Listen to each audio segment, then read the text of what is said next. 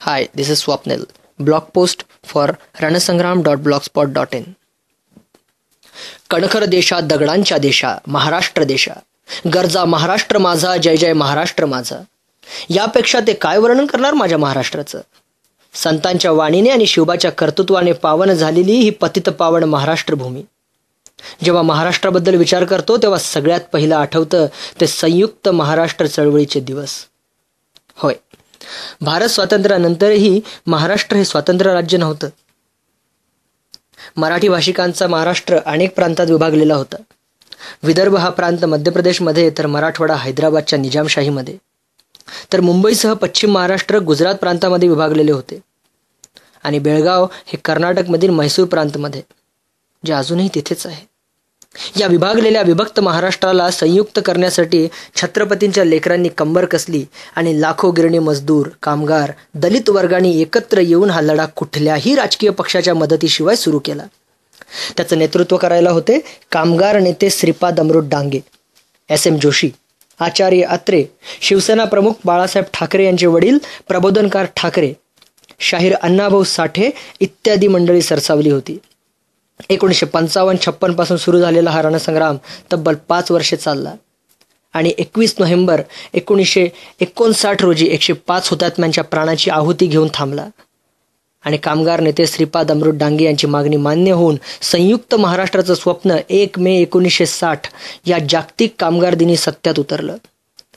तरी बेळगावचं स्वप्न मात्र भंगलंच. त्यावेळचा नारा होता की बेळगाव मुंबईसह संयुक्त महाराष्ट्र झालाच पाहिजे. परंतु गुजरातपासून मुंबई आणि कर्नाटकपासून बेळगाव मिळवणे म्हणजे फार मोठी कसरत होती.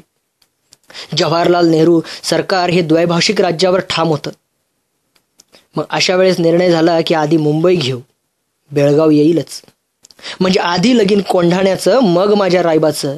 परंतु लग्नाची वाट बघत रायबा म्हणजे आमचा बेळगाव म्हातारा झालाय. जरी आज बेळगाव महाराष्ट्रात नसेल तरीही महाराष्ट्र रुबाबात मोठ्या दिमागात उभा आहे. पण बेळगाव नसल्याची खंत अजूनही जाणवतेच. आज त्या 105 हुतात्म्याच्या रक्तरंजित बलिदानाने पावन झालेला हा लढा थांबला जरी असला तरी संपला मुळीच नाही. आजही प्रत्येक महाराष्ट्रीय मराठी माणसाच्या मनात मराठीच्या आणि महाराष्ट्राच्या विकासाचं एक स्वप्न नक्कीच आहे. एक आग त्याच्या हृदयात सतत धगधगत आहे. आज विचार करण्यासारखी गोष्ट आहे की महाराष्ट्र रुबाबात जरी असला तरी तो खरंच सुखात नांदतोय का. आज महाराष्ट्रास एकत्र करण्यासाठी लढा देणाऱ्या ते गिरणी कामगारांच्या गिरण्याचे, जमिनीचे लचके तोडण्यासाठी नेते, धनाढ्य आणि राज्यकर्त्यांमध्ये संगनमत झालेले दिसते. आज सगळ्यात मोठा प्रश्न महाराष्ट्रासमोर आहे तो भ्रष्टाचाराचा, बेरोजगारीचा आणि महागाईचा. तरी सुद्धा मनात विश्वास आहे तो महाराष्ट्राच्या प्रगतीचा. कारण काही काळापूर्वी महाराष्ट्र देशातील सर्वात प्रथम राज्य होतं. आपल्या मनातील दुर्दम्य आशावाद हाच महाराष्ट्राच्या प्रगतीचा पाया ठरू शकतो. प्रत्येक मराठी माणसाप्रमाणे माझंही आशावादी मन या महाराष्ट्र भूमीसाठी काही स्वप्न रंगवत आहे. माझ्या स्वप्नातील महाराष्ट्र जगाच्या पाठीवर कोहिनूर हिऱ्याप्रमाणे चमकत असेल. इथे छत्रपतींची शिवशाही नांदेल, 105 हुतात्म्यांच्या बलिदानाची प्रेरणा नांदेल. महाराष्ट्राची माय मराठी ही ज्ञानभाषा असेल.